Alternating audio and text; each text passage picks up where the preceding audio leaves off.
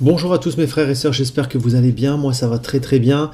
Aujourd'hui donc je vous propose d'écouter et de regarder donc cette vidéo avec beaucoup d'attention parce que nous sommes, et on l'entend vraiment de plus en plus partout autour de nous, nous sommes dans la période des prophéties de la fin des temps que le Seigneur Jésus avait annoncé, mais également l'Éternel en avait parlé aussi dans l'Ancien Testament, et nous voyons à l'heure d'aujourd'hui, que ce soit sur la scène internationale mais aussi au niveau de certains pays, les prophéties qui s'accomplissent de façon répétée et de façon vraiment extrêmement précise comme le Seigneur nous l'avait annoncé. Alors malheureusement on aura toujours des personnes qui vont en douter malgré l'évidence et malgré les signes qui sont sous leurs yeux, mais nous en tant qu'enfants de Dieu nous devons tout simplement faire confiance au Seigneur, et nous sommes des enfants, des gens privilégiés dans le sens où le Seigneur nous révèle et nous montre les choses cachées. Donc, alors, mes frères et sœurs, je vais commencer tout simplement par vous montrer que malheureusement en Syrie, actuellement, on a toujours un conflit qui est très important et qui a été annoncé comme partant vers un conflit majeur au Moyen-Orient. Nous savons actuellement qu'il y a énormément de tensions entre l'Iran et Israël. Il y a déjà eu beaucoup de menaces. L'Iran est actuellement en train d'essayer de mettre au point des armes de destruction massive. Ils ont parlé également de rayer Israël de la carte. Enfin voilà, on a vraiment une tension extrême entre Israël et l'Iran. On a également la communauté internationale qui est prête aussi à réagir, avec notamment les États-Unis qui poussent un petit peu derrière aussi, qui sont positionnés un petit peu partout. Mais à côté de ça, donc ça on entend parler vraiment, on va dire, assez répété, mais il faut savoir que les prophéties que le Seigneur avait annoncées, on va les lire d'ailleurs. On va commencer donc par une première prophétie. On a étudié trois tout simplement déjà pour commencer. Donc la première prophétie, c'est donc dans le livre d'Ézéchiel au chapitre 11 du verset 17. C'est pourquoi tu diras, ainsi parle le Seigneur l'Éternel, je vous rassemblerai du milieu des peuples, je vous recueillerai des pays où vous êtes dispersés, et je vous donnerai la terre d'Israël. Il faut savoir qu'il y a eu, il y a de ça quelques années, une énorme migration des gens, des Juifs en fait, du monde entier, qui sont repartis sur leur terre natale. Pourquoi ? Parce qu'il y avait beaucoup de persécutions, notamment en France. Voilà, il y avait beaucoup de d'antisémitisme, mais pas qu'en France, hein, dans beaucoup de pays. Donc les Juifs en fait ont migré pour retourner sur leur terre natale, comme le Seigneur l'avait annoncé il y a de ça plus de 2000 ans. Ensuite, on en a une autre qui concerne tout simplement le partenariat entre les Juifs et les non-Juifs. Donc on va le voir dans Ésaïe chapitre 49 au verset 22. Ainsi a parlé le Seigneur l'Éternel, voici, je lèverai ma main vers les nations, je dresserai ma bannière vers les peuples, et ils ramèneront tes fils entre leurs bras, ils porteront tes filles sur leurs épaules. Donc là, on voit clairement, mes frères et sœurs, que le Seigneur a annoncé tout simplement qu'il y aurait une forme d'alliance qui va se faire, et ça s'est déjà produit. Il y a eu donc très récemment, on a vu avec Donald Trump, donc une alliance qui s'est faite pour redonner à Jérusalem comme capitale d'Israël, mais il y a eu aussi d'autres choses qui ont été faites par les États-Unis, chose qui était encore improbable il y a ça quelques dizaines d'années. Et ensuite, donc, une troisième prophétie, la restauration de la terre d'Israël. Donc là, celle-là, c'est vraiment la plus importante, parce que c'est une prophétie qui parle, en fait, tout simplement que le désert allait refleurir, que la terre d'Israël allait redevenir une terre prospère, et que tout allait repousser, que ce soit la végétation, mais aussi les bâtiments, les cultures, tout allait se redévelopper, hein, parce qu'Israël a été pendant quelque temps un désert. Et on voit donc dans Joël chapitre 2 verset 22, « Car les plaines du désert reverdiront, car les arbres porteront leurs fruits, le figuier et la vigne donneront leur richesse. » On le voit aussi dans Ésaïe chapitre 61 verset 4, « Ils rebâtiront sur d'anciennes ruines, ils relèveront d'antiques décombres, ils renouvelleront des villes ravagées, dévastées depuis longtemps. » Et ensuite dans Ésaïe toujours, mais au chapitre 27 verset 6, « Dans les temps à venir, Jacob prendra racine, Israël poussera des fleurs et des rejetons, et il remplira le monde de ses fruits. Donc là, en fait, ces prophéties sont très importantes parce que, en fait, ces prophéties annonçaient que le désert d'Israël et tout son environnement allait redevenir une période prospère. Et c'est ce qui s'est passé, mes frères et sœurs. C'est vraiment ce qui s'est passé. On a eu, voilà, toutes sortes de fleurs qui ont commencé à repousser. On a eu également des vergers un petit peu partout, des champs d'olives. Enfin voilà, vraiment plein de choses comme le Seigneur l'avait annoncé. Donc il faut vraiment prendre conscience de tout ça, mes frères et sœurs, car ces prophéties de la fin des temps, mais également celles aussi qui annonçaient donc la naissance d'une vache rouge, donc une génisse rouge qui devait naître donc à Israël et qui serait donc un signe annonçateur du retour du Messie et de la fin des temps. Donc cette vache rouge, elle est née il y a très peu de temps également. Et il faut savoir tout simplement que cette vache rouge annonçait le retour du Seigneur Jésus-Christ. Alors bien sûr les Juifs n'attendent pas le Seigneur Jésus, ils attendent le Messie, ils ne savent pas que c'est Jésus. Et la Bible nous dit simplement qu'ils vont être très surpris de savoir que ce sera le Seigneur Jésus-Christ qui reviendra. Mais avant ça, avant son retour imminent, bien sûr, avant son avènement, il y aura tout simplement l'Antichrist, avec tous ces prodiges qui feront croire au peuple juif, car ils seront complètement égarés par leur orgueil. Ils feront croire, l'Antichrist, le faux prophète et toutes les choses de la fin des temps, feront croire tout simplement que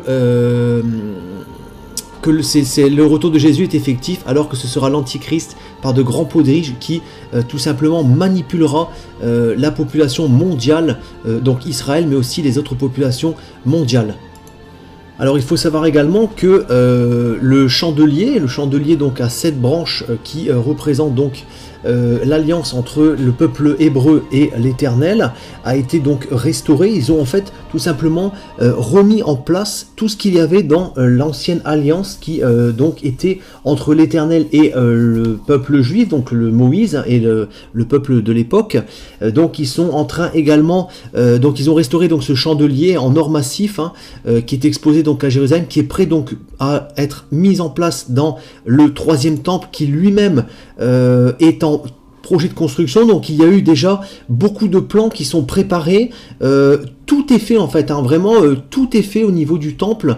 Il y a une dîme donc qui a été restaurée pour pouvoir financer ce 3e temple qui va quand même coûter assez cher, mais en tout cas les plans sont prêts, tout est préparé et ça annonce l'enlèvement de l'église qui est vraiment imminent.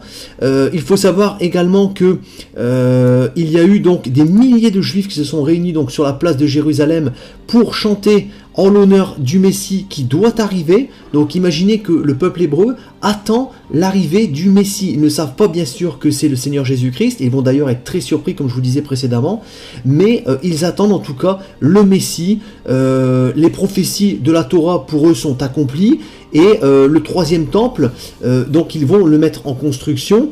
Mais avant cela, mes frères et sœurs, chose qui est très importante pour les vrais enfants de Dieu, ceux qui sont nés de nouveau comme le Seigneur Jésus l'a annoncé, pour les disciples du Christ qui ont renoncé à eux-mêmes, nous sommes pas parmi les gens qui sont égarés, parce que nous connaissons la parole de Dieu et parce que le Seigneur nous a fait grâce, parce que le Seigneur nous a acceptés comme ses enfants et il nous a révélé la vérité, mes frères et sœurs. Nous sommes privilégiés par rapport à cela et nous savons que l'enlèvement de l'Église pour les noces de l'agneau est imminent.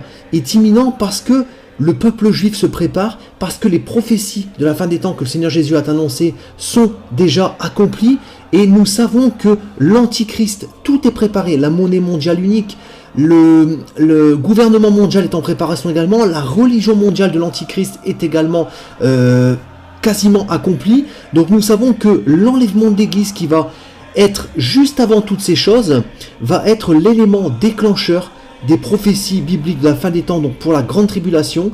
Donc nous disparaîtrons, les enfants de Dieu, les véritables enfants de Dieu bouillants, qui se sont préparés pour la venue de Jésus-Christ, seront enlevés vivants sans passer par la mort pour être emmenés au ciel avec le Seigneur et participer donc aux noces de l'agneau. À partir de là commencera donc les 7 ans de grande tribulation et nous verrons tout simplement, nous ne serons plus là, mais la terre verra tout simplement la venue de l'Antichrist, la construction du 3e temple et bien sûr tout ce qui va derrière avec le faux prophète, avec la grande prostituée, avec l'avènement donc de l'Antichrist, et bien sûr les grands prodiges qu'il fera pour séduire non pas que le peuple hébreu, mais la population mondiale. Et il y aura donc de faux prétextes, de fausses invasions extraterrestres qui seront mises en place par les gouvernements mondiaux. Il y aura voilà, des mensonges, des prodiges, jusqu'à faire descendre le feu du ciel, comme la Bible nous l'explique. Voilà, le diable qui manipulera donc l'Antichrist et la bête, fera vraiment de grands prodiges, et ça séduira énormément les gens. Et ce sera tellement, la Bible nous dit que ce sera tellement séducteur, que même les élus de Dieu auraient pu être séduit par tous ces prodiges et tous ces miracles qu'il fera. Donc mes frères et sœurs, prenez conscience de tout cela, prenez conscience que nous sommes vraiment dans les heures de la fin des temps. Il est vraiment grand temps de réagir, de se préparer, d'abandonner les choses de ce monde, les péchés, mes frères et sœurs. Soyez dans la sainteté, la sanctification, car le Seigneur Jésus arrivera comme un voleur, comme un éclair part de l'Orient jusqu'à l'Occident, comme c'est marqué dans la parole de Dieu, et il enlèvera son Église, ses enfants préparés, pour les faire partir aux cieux pour les noces de l'agneau. À partir de là commencera le début de la grande tribulation, le début des mensonges mondiaux, le début du règne de l'Antichrist. Donc mes frères et sœurs, vraiment méditez cela, prenez conscience que toutes les prophéties sont quasiment accomplies et que c'est vraiment imminent. Si vous avez des questions, n'hésitez pas bien sûr dans la barre des commentaires, et vraiment mes frères et sœurs, méditez et préparez-vous, car il sera bientôt trop tard. Soyez bénis au nom de Jésus-Christ, notre Seigneur et notre Sauveur, qui revient très bientôt chercher son Église. Et moi je vous dis donc à très bientôt mes frères et sœurs. Soyez bénis. Tout pouvoir m'a été donné dans le ciel et sur la terre. Il y a plusieurs demeures dans la maison de mon Père. Si cela n'était pas, je vous l'aurais dit. Je vais vous préparer une place. Et lorsque je m'en serai allé et que je vous aurai préparé une place, je reviendrai et je vous prendrai avec moi, afin que là où je suis, vous y soyez aussi. Vous savez où je vais, et vous en savez le chemin. Je suis le chemin, la vérité et la vie. Nul ne vient au Père que par moi. Abraham, votre père, a tressailli de joie de ce qu'il verrait mon jour. Il l'a vu, et il s'est réjoui. Si vous me connaissiez, vous connaîtriez aussi mon Père, et dès maintenant vous le connaissez, et vous l'avez vu. Et je vous le dis, avant qu'Abraham fût, je suis. Il y a si longtemps que je suis avec vous. Celui qui m'a vu a vu le Père. Les paroles que je vous dis, je ne les dis pas de moi-même, et le Père qui demeure en moi, c'est lui qui fait les œuvres. Croyez-moi, je suis dans le Père, et le Père est en moi. Cette bonne nouvelle du royaume sera prêchée dans le monde entier pour servir de témoignage à toutes les nations. Celui qui croira et qui sera baptisé sera sauvé, mais celui qui ne croira pas sera condamné. Je m'étonne que vous vous détourniez si promptement de celui qui vous a appelé par la grâce de Christ pour passer à un autre évangile. Aucun mensonge ne vient de la vérité. Sinon celui qui nie que Jésus est le Christ, celui-là est l'Antéchrist, qui nie le Père et le Fils. Quiconque nie le Fils n'a point non plus le Père. Quand un ange du ciel annoncerait un autre évangile que celui que nous vous avons prêché, qu'il soit anathème. Moi, Jésus, j'ai envoyé mon ange pour vous attester ces choses. Je le déclare à quiconque entend les paroles de la prophétie de ce livre. Si quelqu'un y ajoute quelque chose, Dieu le frappera des fléaux décrits dans ce livre. Et si quelqu'un retranche quelque chose des paroles du livre de cette prophétie, Dieu retranchera sa part de l'arbre de la vie et de la ville sainte décrits dans ce livre. Ces paroles sont certaines et véritables. Et le Seigneur, le Dieu des esprits des prophètes, a envoyé son ange pour montrer à ses serviteurs les choses qui doivent arriver bientôt. Et voici, je viens bientôt. Heureux celui qui garde les paroles de la prophétie de ce livre.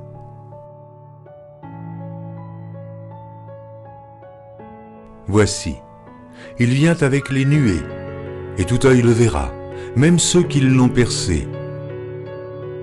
Et toutes les tribus de la terre se lamenteront à cause de lui. Oui, Amen. Je suis le rejeton et la postérité de David, l'étoile brillante du matin.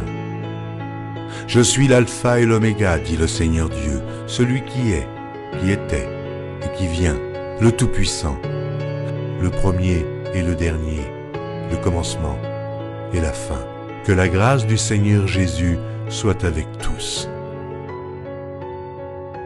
Moi, Jésus, je viens bientôt.